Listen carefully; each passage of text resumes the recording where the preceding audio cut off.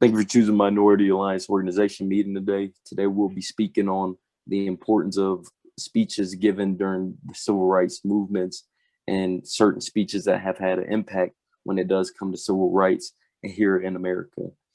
Um, Through the civil rights movement, speeches have always been something that may motivate a group of people, energize a group of people, uh, bring organization to a group of people, and getting everybody to go after the same goals and things of that nature. When it comes to civil rights and the speeches during this time period, some of these speeches were the key and pivotal moments into really jolting people into the fight. And maybe somebody who had been on the sideline, they went to a Martin Luther King rally speech or something of that nature. And, that may would have been something he said during that speech that maybe geared them into being more involved in their community and in the movement that was going around within their area during the time period.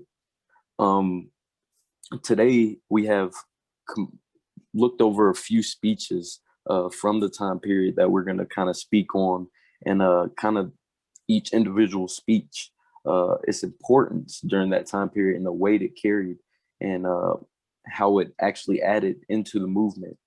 The first one I want to look at here is from Martin Luther King, uh, March 1965, his speech, How Long, Not Long. Uh, this was one of the speeches from Martin Luther King prior to the march on Selma, Alabama. And this speech was really motivational and energizing during that time because people had just walked miles uh, for a movement, for fighting for equality. And you had a lot of people who felt like, okay, well, maybe we're not being heard. Maybe we're not getting through.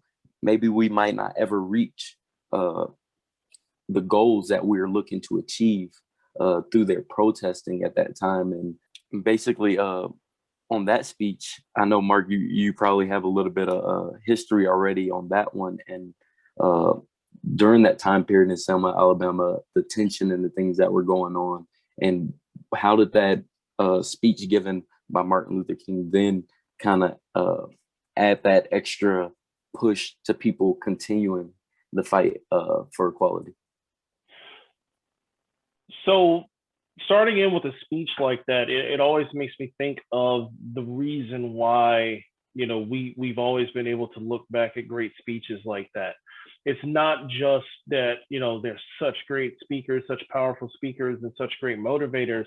It's giving voice to what everyone has been feeling and giving that voice to that, truly giving that voice to the voiceless.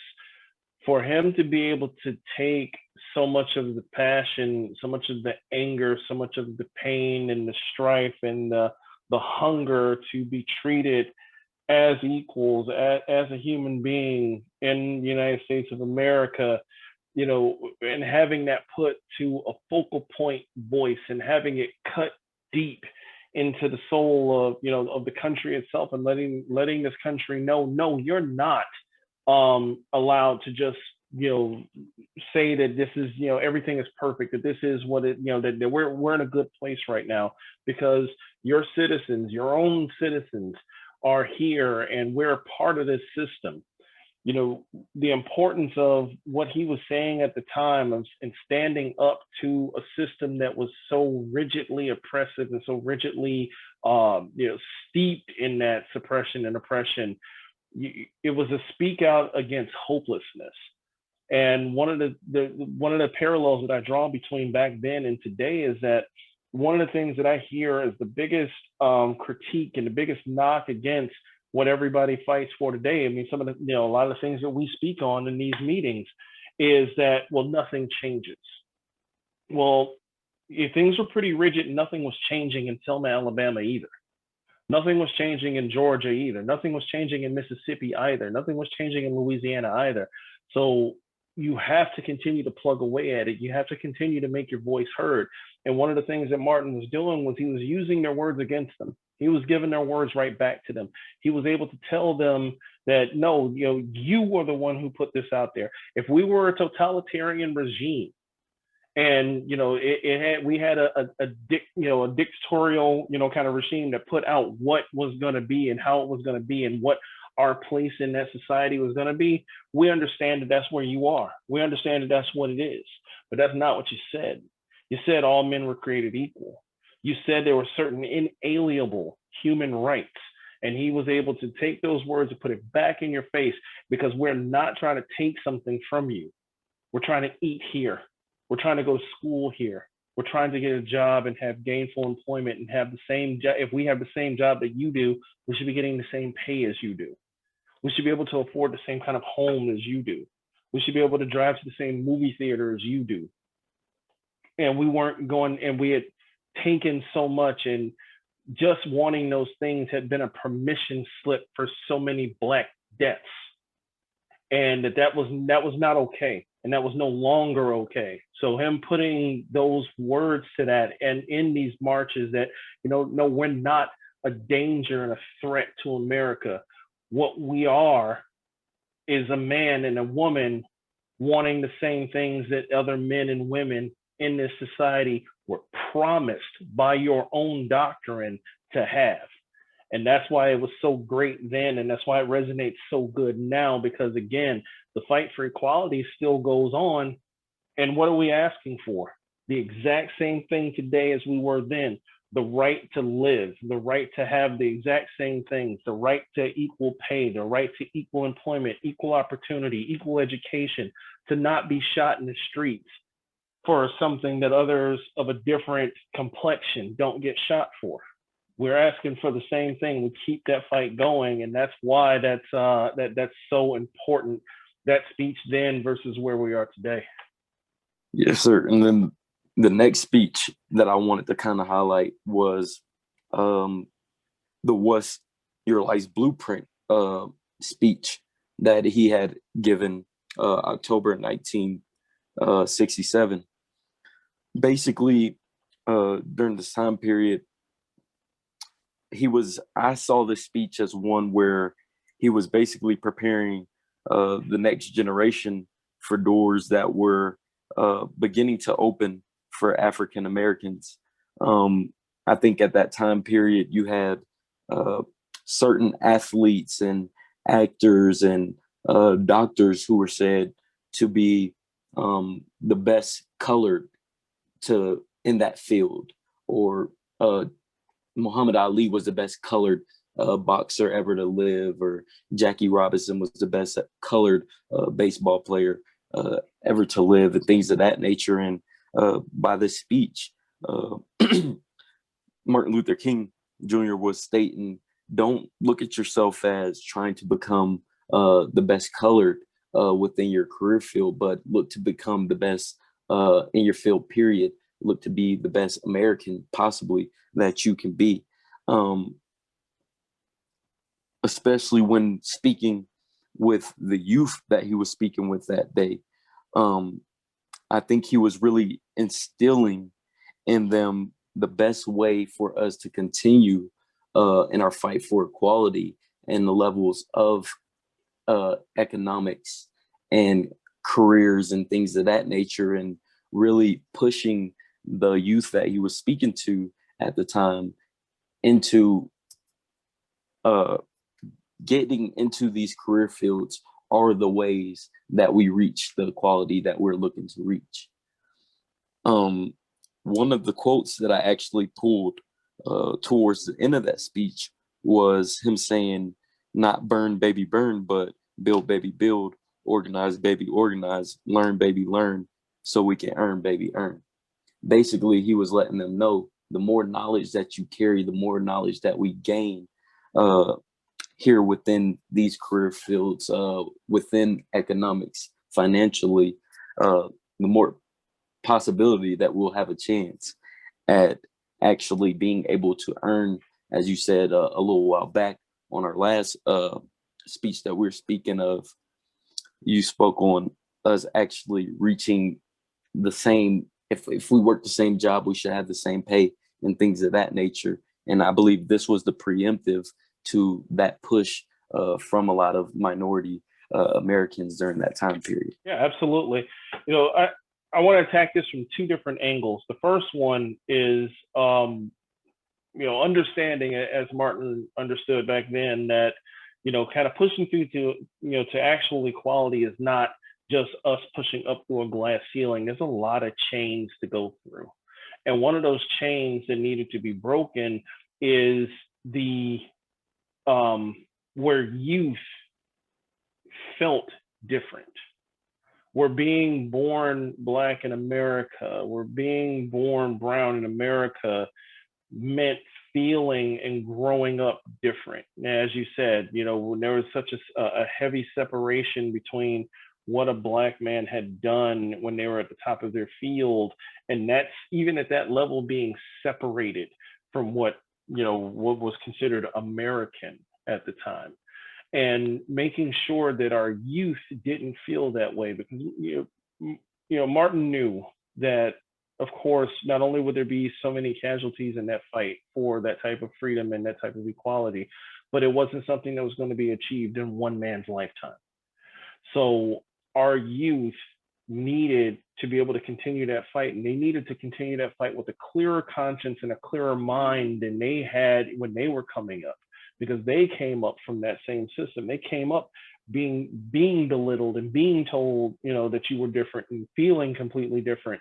So that as you start to, get in there and go forth in the world, you already have that one stumbling block against you, which is you're not as good, or you're not going to have as much as the next person.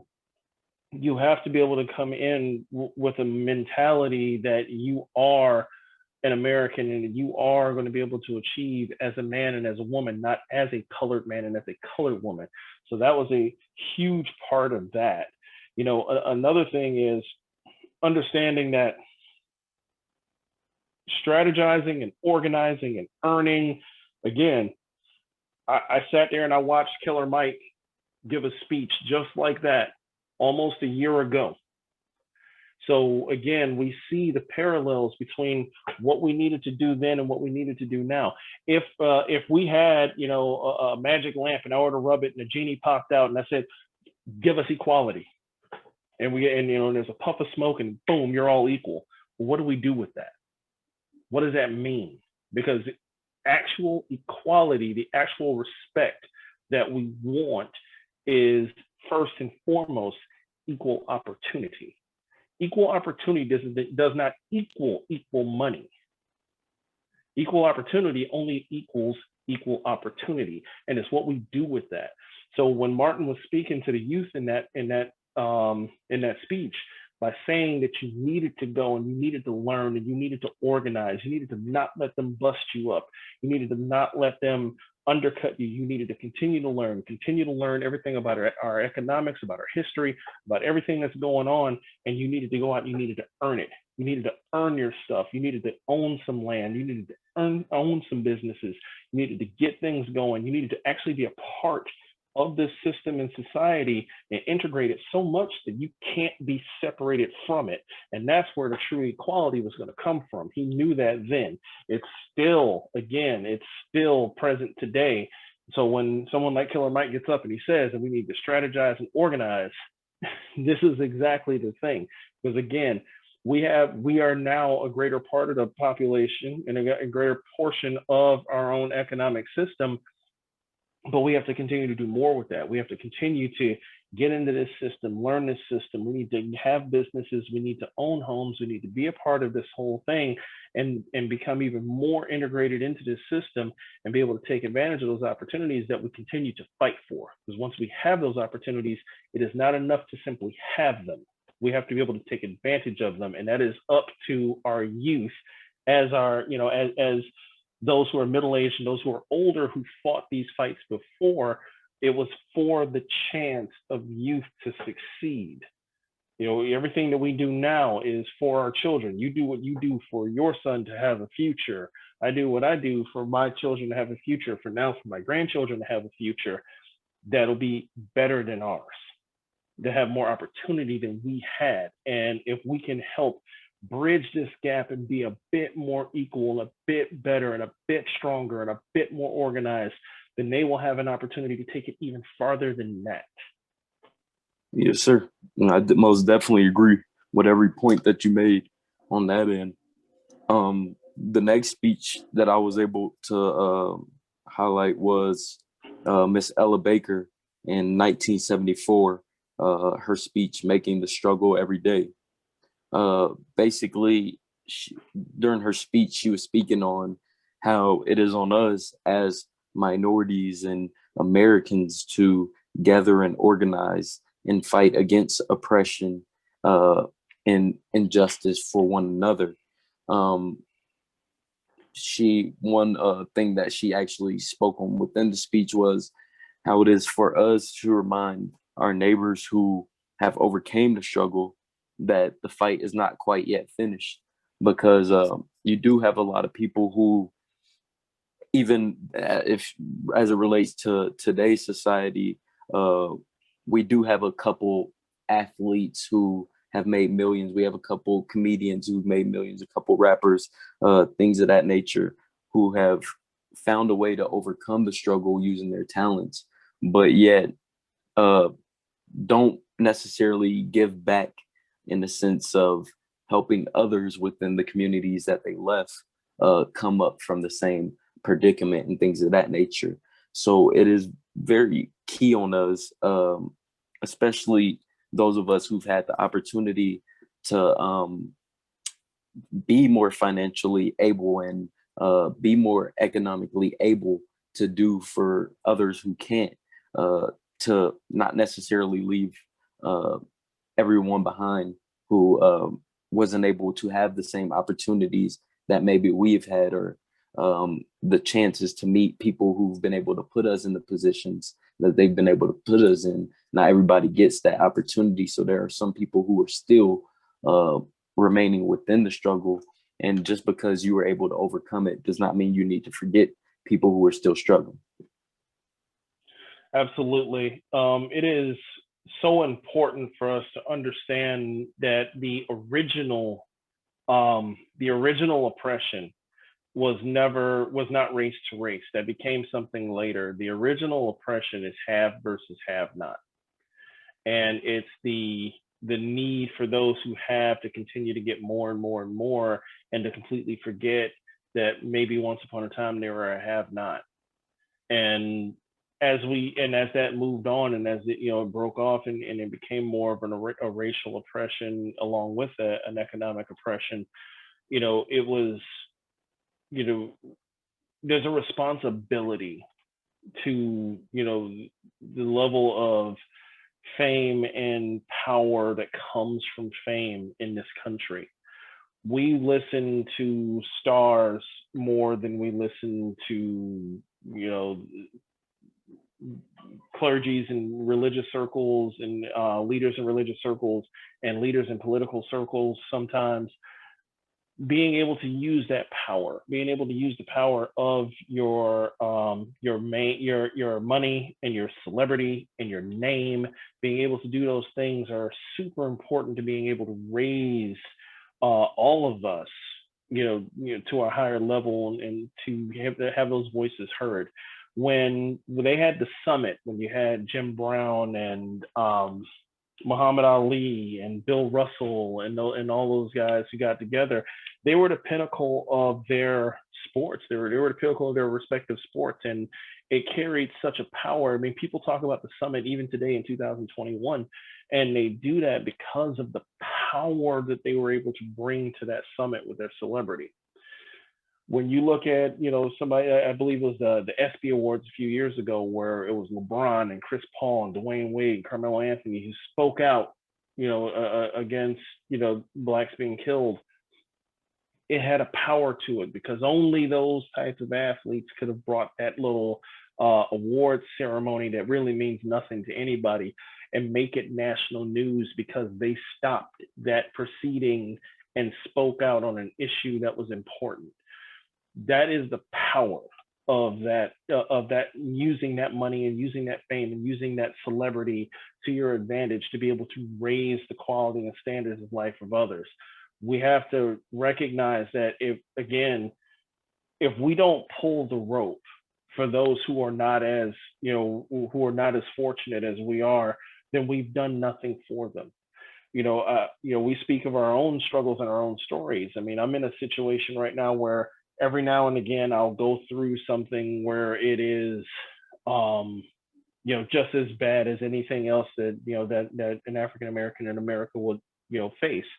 At the same time, I live a middle class lifestyle. I'm not involved in a lot of different things personally, but I involve myself in them personally because, again, I know where I came from, and I know that everything needs to be risen, and we all need to rise above that, and we all need to rise from that because, again, there are too many forces that are united in holding on to what they have and creating a monolithic structure that our equality would come at their expense.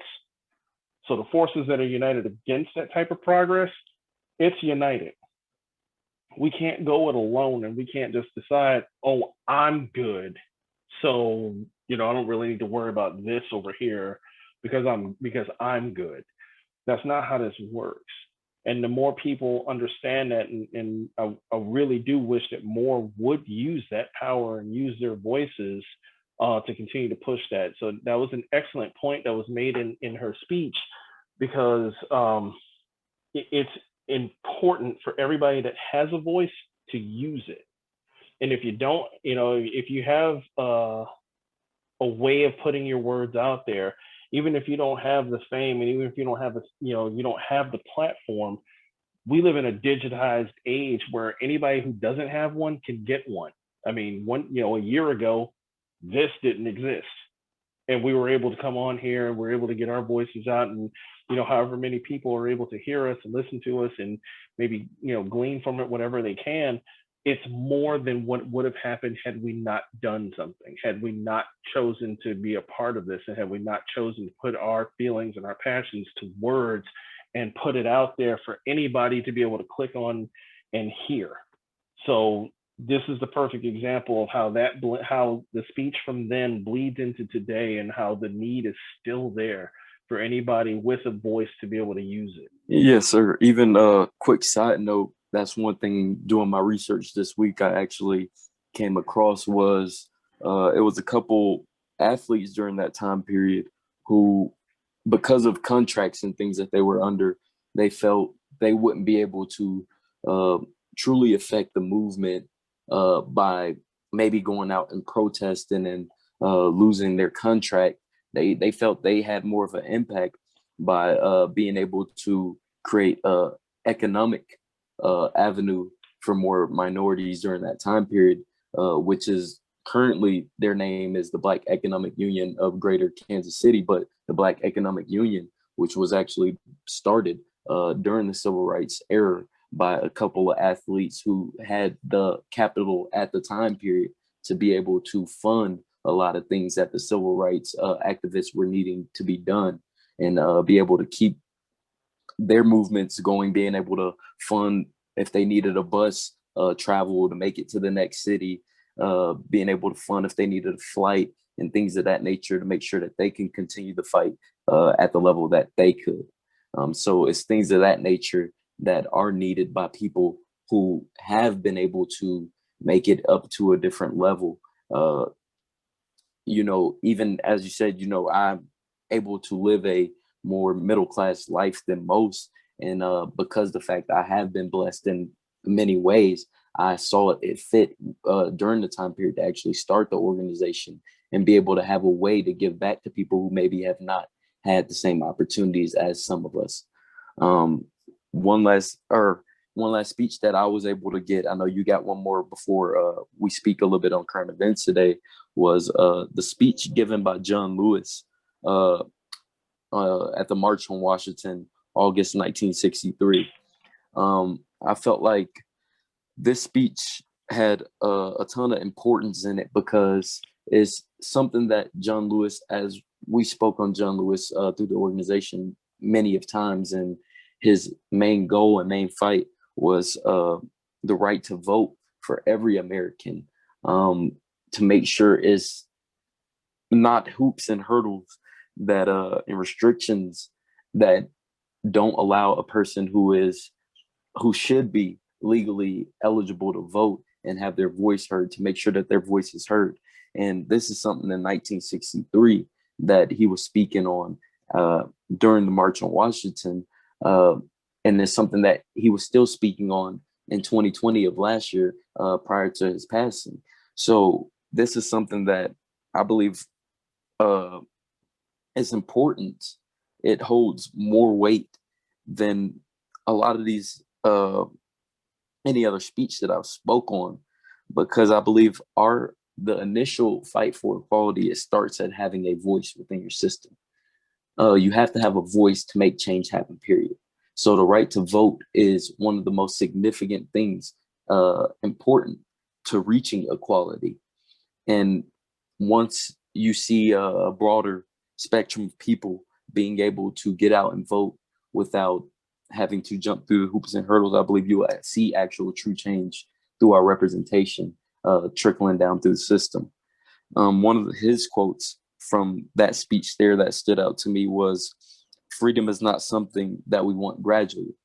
Uh, he was saying that in the aspect of freedom is not something, well, we'll change this law here, give it a couple years, we'll change another law for you, things of that nature. No, this is civil rights and equality is something that needs to be occurring at all times until it is reached for all people in America at the same level.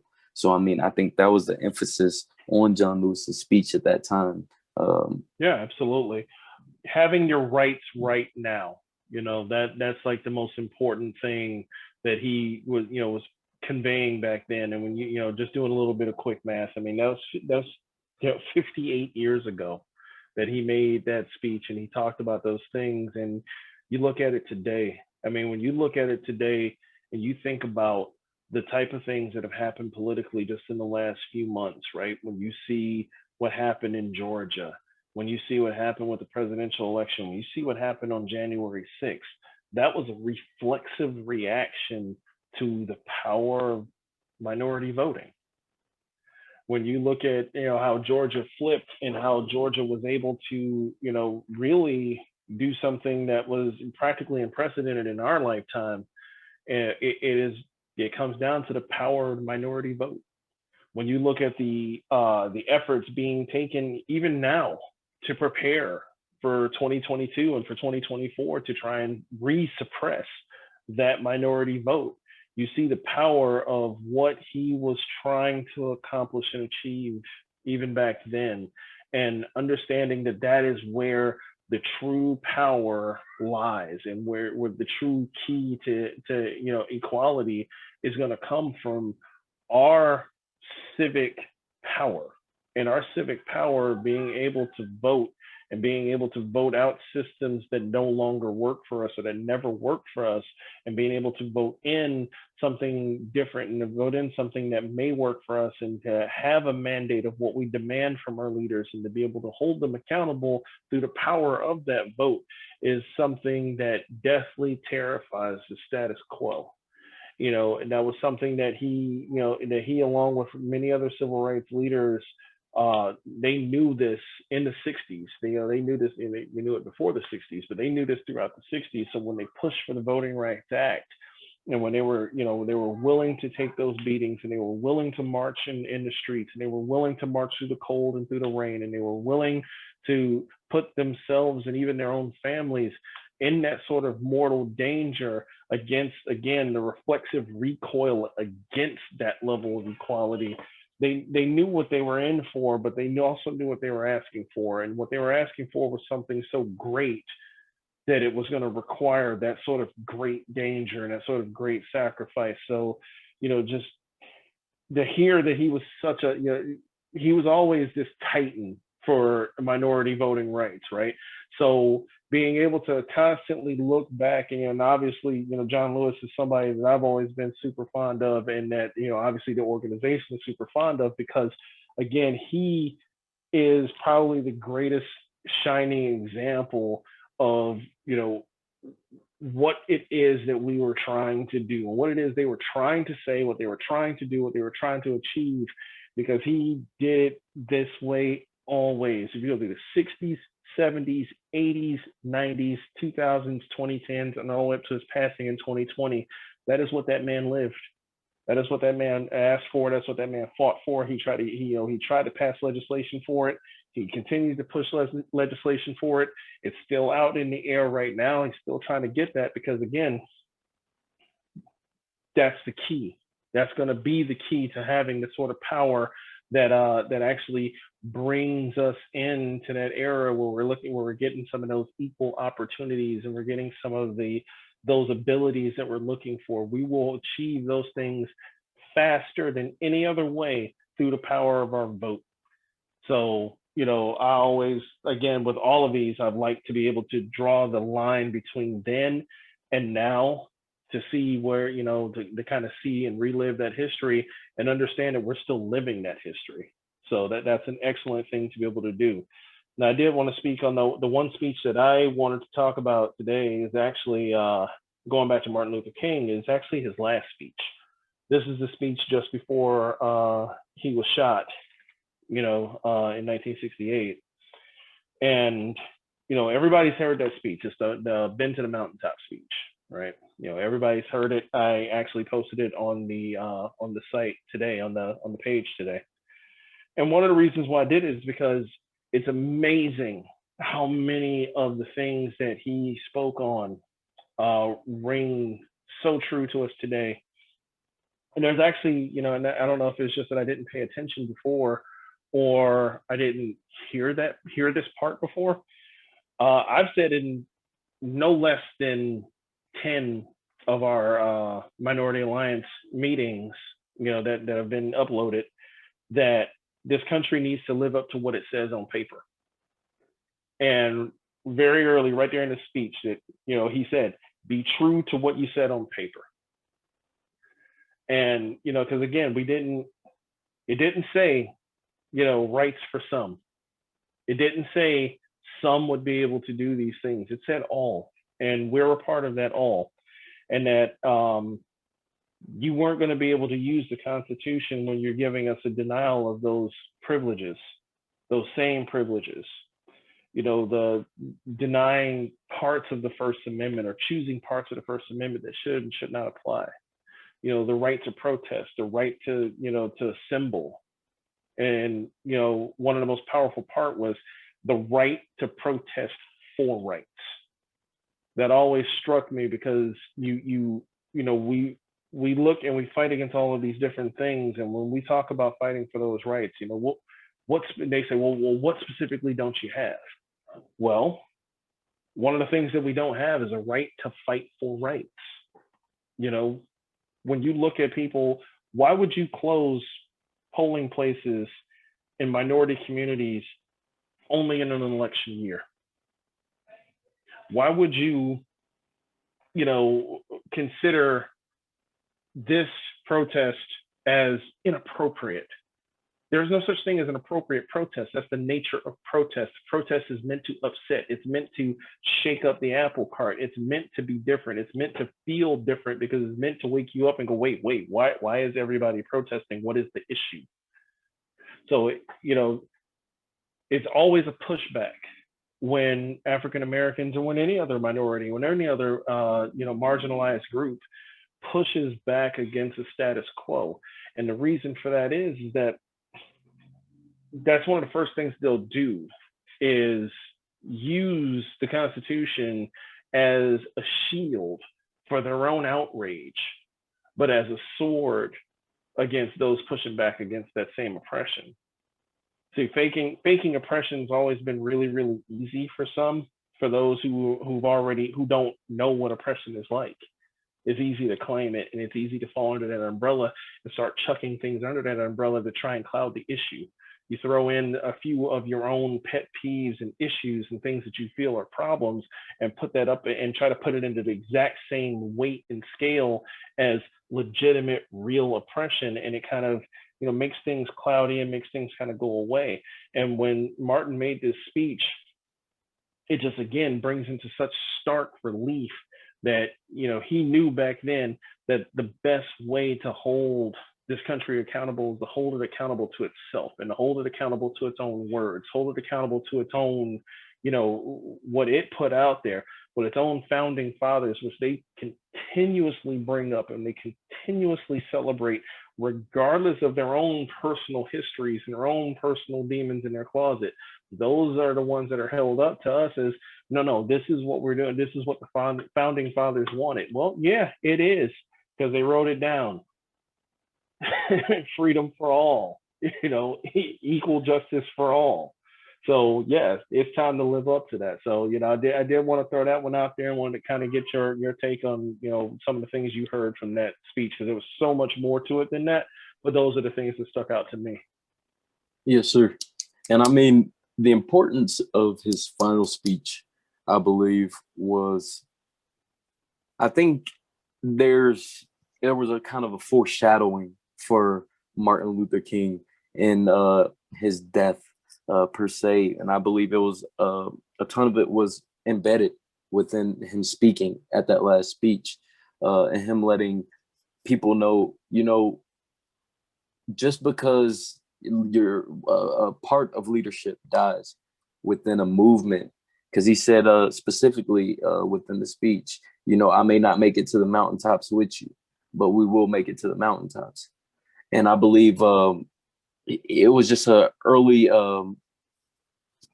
preconditioning for people to continue the fight for civil rights, even prior to him not being here, because I don't think it's something that even Martin Luther King saw being resolved in his time period. I believe it's something that he wanted to continue fighting for. Granted, his life was cut very short following that speech there, but it was overall a more so a uplifting message to keep going and continue the fight even stronger, because the mountaintop, as he said, we will make it there. And eventually I do think in America, we will see true equality for every American. I do believe we'll reach that point. It's just a continuation of us looking, whether it's in this area, attack it in this area, change policies, fight for policy changes, and things that can affect our communities and change, build better schools, build better infrastructure, continue building and changing policy until we feel we have all reached a level of equality.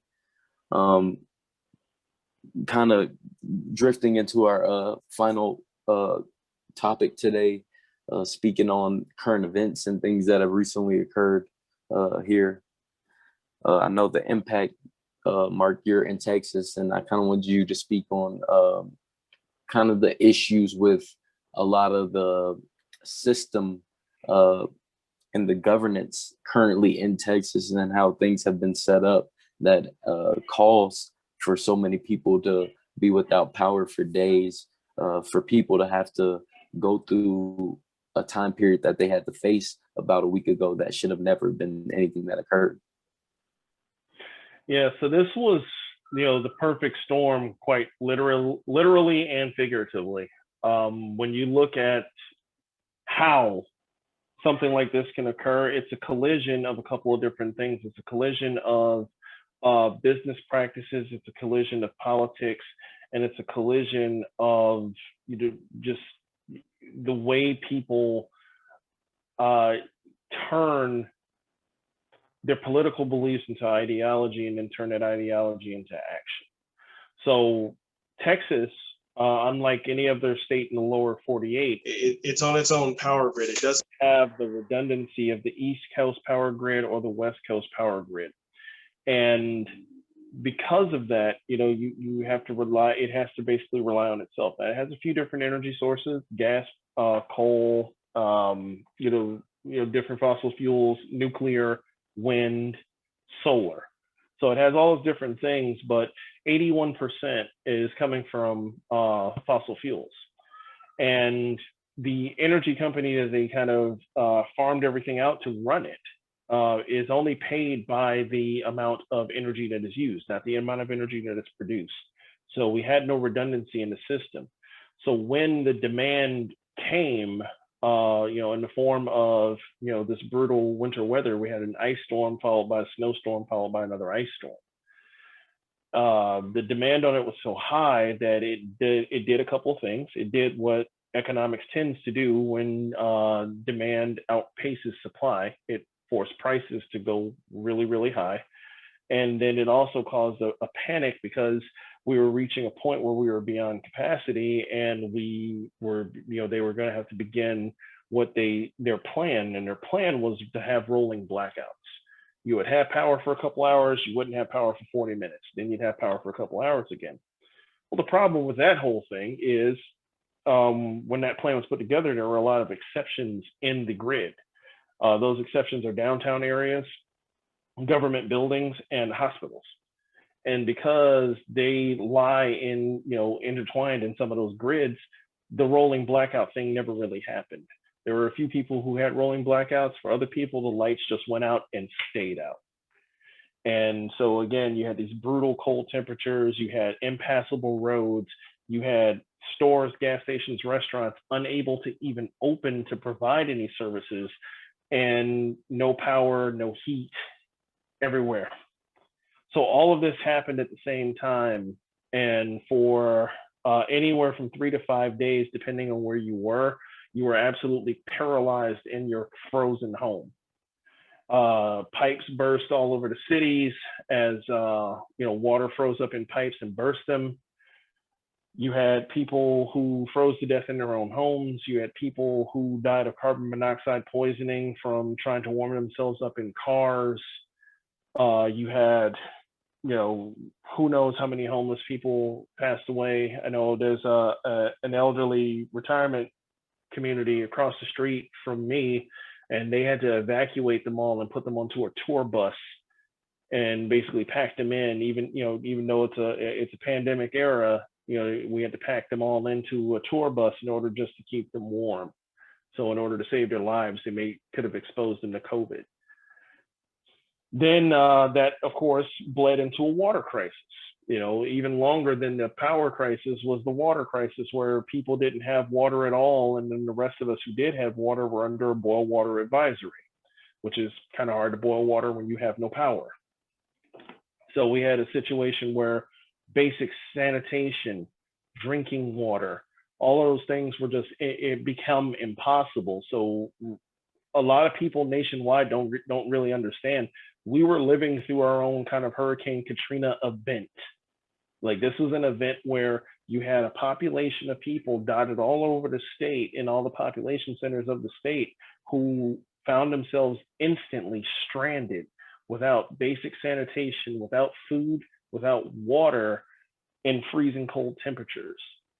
And all of this because for some reason, this state decided to be the only one that wanted to deregulate its power and basically rely on the free market. And the problem with the free market is that it does have its positive attributes, but at the same time, on a state level, it can fall prey to crony capitalism, where you can have friends and you can have glad handlers who have little backdoor shake hand deals, who set up these systems, and everybody's making money from it, and they can throw out different rates and different things to different people, and they can be enticing to the public at large.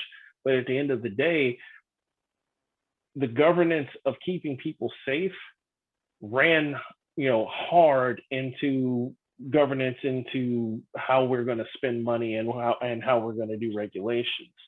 So that was kind of, just an overview of what we were going through here. We're just now coming out of it. I mean, obviously, we're back up into 80-degree temperatures.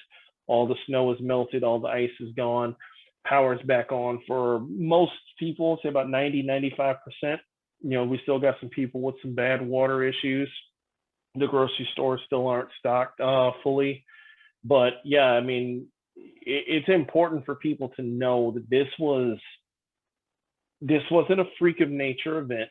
This was an eventuality that was going to happen.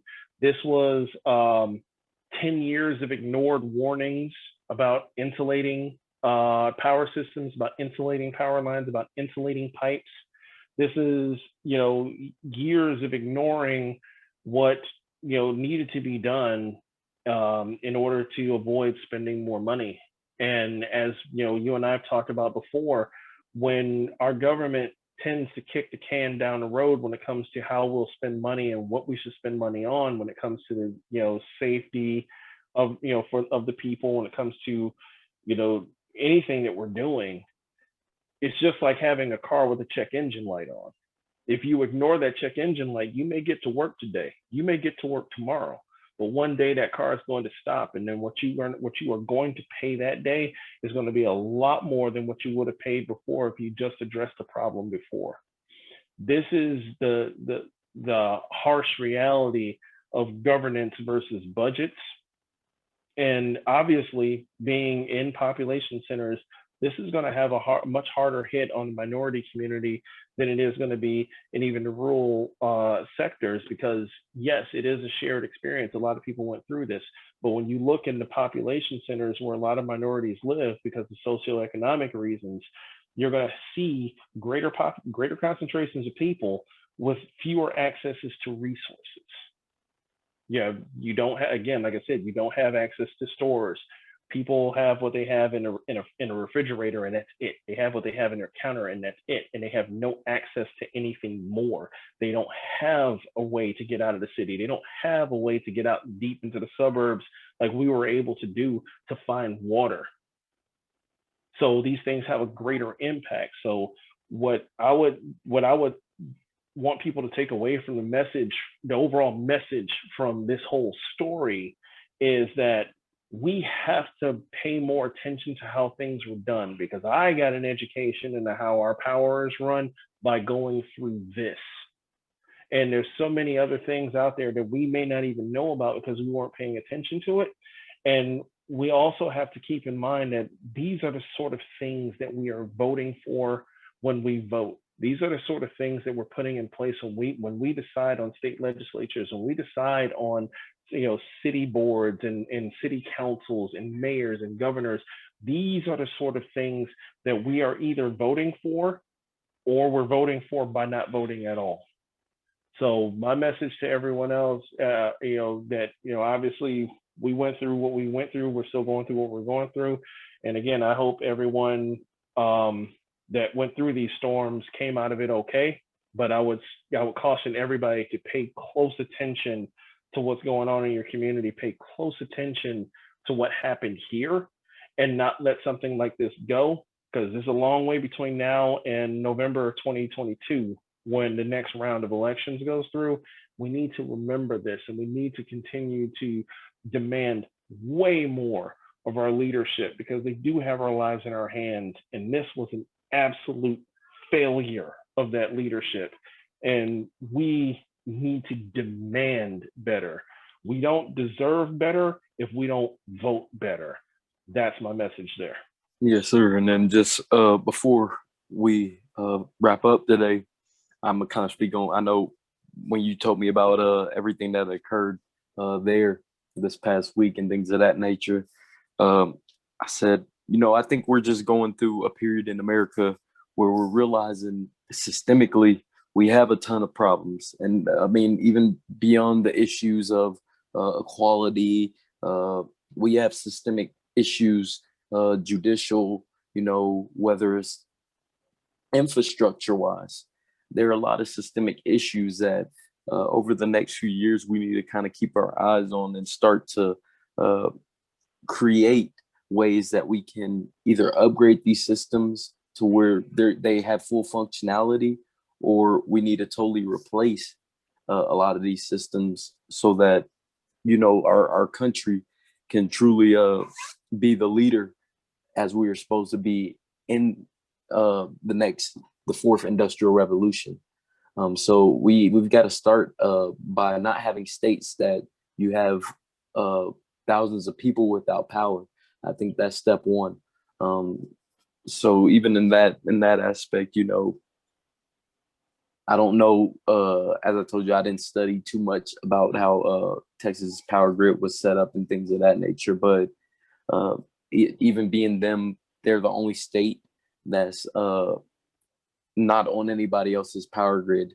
You know, that leaves you, susceptible to challenges of that nature. If you have something like that occurs where you have uh, extreme weather conditions.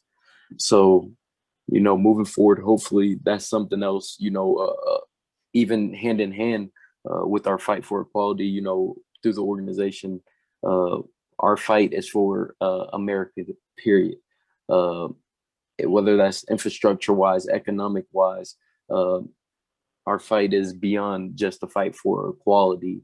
Granted, that's the main thing that we're after, but we got to make sure as a country that we're all fine and doing all right, because there was more people than just minorities that were affected by a situation of that sort. That's something that affects us all.